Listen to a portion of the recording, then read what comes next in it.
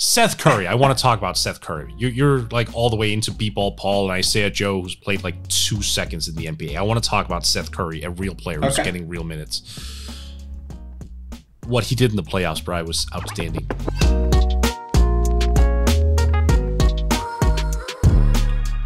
All right, let's wrap up with the Sixers. We have already addressed Ben Simmons' future. We did it briefly in the pod, and then we also did the big YouTube video on it. Oh, yeah. So please go check out both of those. We're not going to go deep on Ben Simmons right now. We will talk about him plenty this offseason, moving forward, I'm sure. Philly has some other issues they need to address as well. First of which being Danny Green and Furkan Korkmaz are both free agents this offseason. Which of those two, or would you try to re-sign both if you're Philly? It depends on price tag, Bryan. I mean, I would prefer to get both back. I think Danny does have some use. I know a lot of people look at him as, you know, this 34-year-old who really can't play anymore, which I think is such a faulty premise. I don't think that's true. Yes, his three-point shooting is a bit erratic, and yes, his defense isn't as consistent as it used to be. I get that. But like, he's not a bad player. I mean, he's still someone you need to guard from the outside. He's still someone who can come in with sneaky blocks and sneaky steals. He's someone who is a versatile defender. Sometimes he can even pick up point guards. So, like, I would think that he should be back. Now, would I want to pay him for $15 million a year? No, that's definitely not. I don't think that's in the cards. What I'll pay him, I'm not really sure, but I would want him back, and I would also want Korkmaz back for one reason. And like, this might be, like, maybe you find an alternative to him, but one thing I liked about Korkmaz was he wasn't passive. He wanted to shoot that rock. When he came into the game, every single game he was willing to shoot. He just came in and said, give me the ball, I'll shoot a three. Because the Australian won't. And which Australian? Fair. But I mean, yeah, oh god. But I mean, look, it's I think you need that kind of, I don't know, like FU mentality. Yeah, no conscience whatsoever. Right? Yeah, and I'm not saying you should pay through the nose for him. Right. I don't think so, but like you just need something, like some sort of edge. Yeah, I mean, so they have full bird on Korkmaz, early bird on Danny, but you know, his salary was so high that like he's not gonna reach the level that would become an issue. So they have the ability to bring back both, and I agree with you. I think depending on price, they should try to. You know, Danny, like I keep saying it, but I really do not think it's a coincidence that as soon as he went down in that Hawks series, the Sixers just lost their composure for 5 straight games. Like, he is a very important piece to them, and you know, I think he's brutally honest as well. Like, I mean, he went on a podcast after the season was over and was talking about, you know, Ben Simmons like doesn't want to be challenged, or like unless you directly challenge him, he's not going to go take this thing on himself. Like, his experience with the Lakers and with the Spurs and with the Raptors, the guys in the locker room are praising him all year as being, you know, this positive locker room presence, positive veteran presence. Doc loves him, and you know, Danny said at the end of season presser that like Doc went up to him, was like, you're not going anywhere, don't worry. So I think they will try to prioritize him. Korkmaz, I'm with you. Like, I wouldn't spend 10 million plus on him per year. Right? No.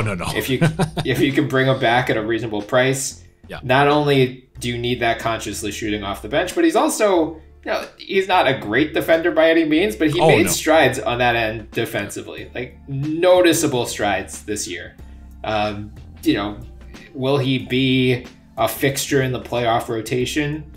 Probably not moving forward, especially if Tyrese Maxey takes the leap that they seem to think he will. But it's similar to what Utah's dealing with Mike Conley. If you lose Furkan Korkmaz, you'll have the taxpayer mid-level if you're Philly, especially if you bring back Danny, and that's it.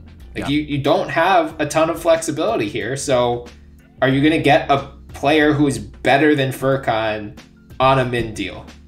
Or are you just willing to go into the tax to re-sign him? Yeah, and maybe you just do that just to have him so you can flip him like later on for something else. Yeah. I mean, he's going to be 24 at the start of next season. I'm sure there are a lot of people who are making decisions out there, who are looking at him going, that would be interesting. Yeah, and I think that's a good seg into one of their other decisions. George Hill has 1.3 million of his $10 million, or 10.0 million guaranteed for next year. If you're the Sixers, would you guarantee that contract knowing that, you know, he never quite made the impact that you thought he would when you made that deal at the trade deadline? Nah, I won't. Oh, interesting. For one reason. I would want both Matisse Thybulle and Tyrese Maxey to get more minutes, and that probably means no George Hill. Otherwise, I would not trust Doc not to play Hill over those guys.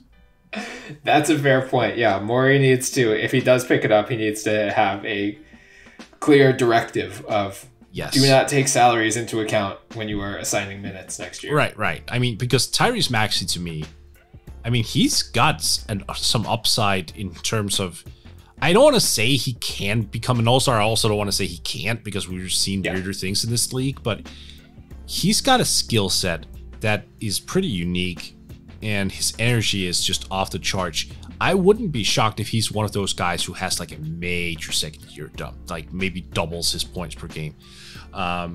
So I just want to see how far you can take the Maxey train. Really. Yeah. And I think that if that means like sacrificing George Hill, I'm okay with that. It's clear Morey in his presser repeatedly said, talked about some of the young guys they had on the roster, and it was clear he was referring to Maxey. Doc has been singing Maxey's praises all year. Well, Doc sings everyone's praises. Can we? I know. But, he was saying like he's the hardest worker on the team. He's like, they love the kid. DeAndre Jordan is the defensive player of the year. Yeah. That ball bar over there is the best ball bar in the history of the NBA. Look.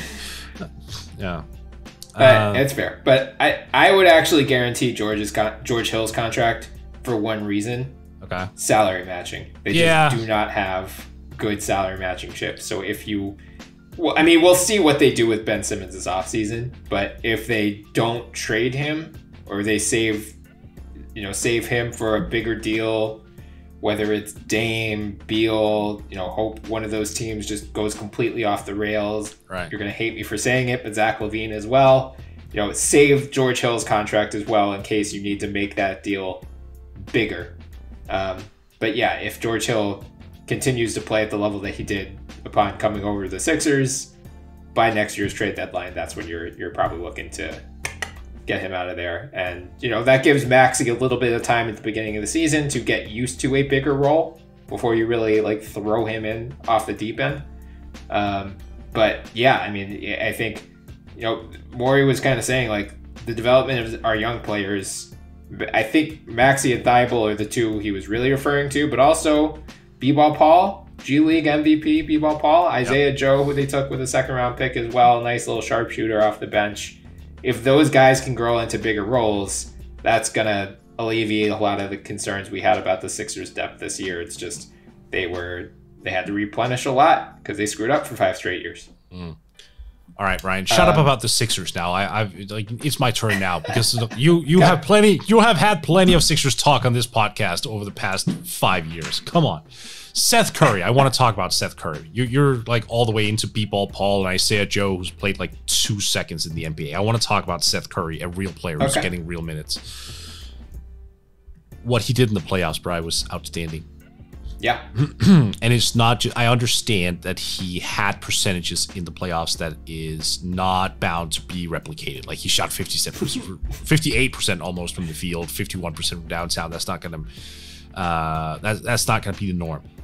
Right. That said, he should shoot more. There is a path for him to become more than what he is right now. I don't want to see him taking I don't want to see Shake Milton, for example, take more shots than him in less minutes. That shouldn't be the thing. Seth Curry should get considerably more shots in the flow of the offense. He can find them, he can find his own spots, and he should take so many more threes than what he is already doing. I want to see Doc next year use Curry in a different way. I think if you flank Joe and Tobias with a more high volume Seth Curry and whatever you're getting from Ben Simmons in a trade, that is only going to make all those individual pieces that much better. Yeah. I wouldn't count, as you said, what Seth Curry did in the playoffs is clearly unsustainable. Like, I don't think Seth Curry is going to be at a near all-star level. And if he needs to save that for the playoffs, by all means, that's great. I would like, you're right. I mean, Sixers fans were clamoring all year for him to, like, he needs to adopt Korkmaz's mindset. Right. Where it's just like, if you are open and you catch that ball, do not pass it. Just let that damn thing fly. Like, he is, for such a high percentage three-point shooter, he is so strangely passive at times. And maybe it's like, maybe you are a high percentage three-point shooter because you are only picking the shots you feel the most comfortable with. Right. Like, I'll live with you hitting 41% instead of 45 if you are taking 8 threes instead of 5. I mean, look, but going off his career, it seems like the higher volume, the more he's hitting, right? So yeah, maybe that's the pathway. If he takes 12 threes, he's hitting 60%. Maybe that's the move forward. But honestly, I just want to see him take, like, let's just say he takes 2 more overall shots per game, and then he takes, like, less 2-pointers per game as well. Like, he converts some of those into threes. So, like, next year, he's taking 12 shots per game, and, like, 7 of them are threes. I would love to see that. Yeah, I would have 0 complaints. Yeah. I think the last big question for the Sixers, we won't get into like backup center and taxpayer mid-level targets because all of that depends on what they decide to do with Ben Simmons. Yeah. Joel Embiid's eligible for a supermax. If you're the Sixers, do you offer the full thing? And do you have any sort of contingencies in there about, especially with injuries, like what they did with his current max contract? Yeah, I offer it, and then I load it with every type of incentive there is. Yeah. Again, if he's down for it, because look, I get it. He's been healthy for a while. Like he's such a dominant presence now that you can't not offer it. Right. But at the same time, it still feels like he's playing on borrowed time. Yeah, I offer it and I am nervous as hell. Yeah, that's the best way to put it. I mean, maybe Jokic and the Nuggets would have proved to be the exception, but I asked you this the other day in the DMs, like, what's the last team that had their primary offensive option was a center? Like, the last championship team. You actually said big, and then we came up with Nowitzki, right? Or Duncan. Yeah, and then Duncan wasn't really like the proper selection because that was in 2013, and that was more Kawhi and Tony. Like Duncan was not the featured player, so it's been a while. Yeah, and maybe Embiid and Jokic are so good that they can be the sea change here. And yeah, Embiid, maybe Jokic could be that good. You're right. Look, Embiid deserves all the credit for the improvements he's made this year, but he also needs to continue getting better. And then there's always going to be the question until he makes it through the playoffs healthy 1 year, which he still has not really done. I mean, okay, yeah, he didn't get hurt during their first round sweep against the Celtics last year because they were off for 4 months. I don't even consider that a proper playoffs because they were dead on arrival. Yeah, but like until we see him make it through, there's always going to be the question of can he stay healthy throughout a single playoff run, or are we, is it what we're seeing with the Clippers and Kawhi now, where it's like you're gonna get to April or May every year and be like, we hope he's available, but we're not sure. If the Sixers end up somehow, some way with Dame, I mean, I would argue that Embiid wouldn't be the featured player. Yeah. So maybe that's the workaround. So we don't have to think about historical context. Yeah, I like it. All right. Yeah.